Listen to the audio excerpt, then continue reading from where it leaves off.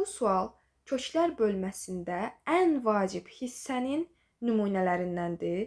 Belə ki, biz əsas bilməliyik ki, kökün dərəcəsi və qüvvət eyni olduğu halda kök və dərəcə bir-birini aparanda cavab necə qalmalıdır? Əgər kök və dərəcə hər ikisi cütdürsə, onda mütləq cavab kökaltı ifadənin modulu olmalıdır.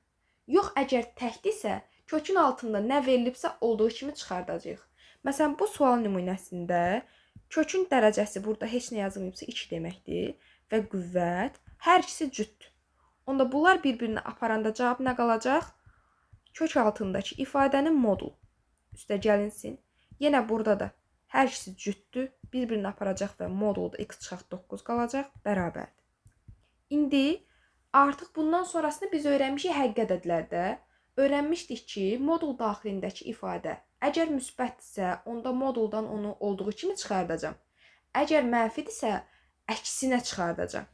İndi işarəni təyin eləmək üçün x-in qiymətinə baxacağam. Deyir, x 5-dən böyük 9-dan kiçik ədəddir. 5-dən böyük ədəddən 5-i çıxanda cavabımız müsbət alınacaq.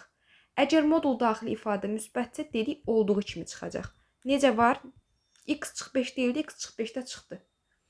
Sonra deyir ki, x 9-dan kiçik ədəddir. 9-dan kiçik ədəddən 9-unu çıxsam, kiçikdən böyüyün çıxanda cavab mənfi eləməlidir. Deməli, mənfi çıxacaq. Aha, modul daxilindəki ifadə əgər mənfidirsə, onda modulu açanda ifadənin əksini çıxardacağam. Burada 9 mənfidir, müsbət çıxardacağam. X müsbətdir, mənfi çıxardacağam. Yerlərini dəyişdim də elə bir. X çıx 9 yox, 9 çıx x oldu. Bərabərdir.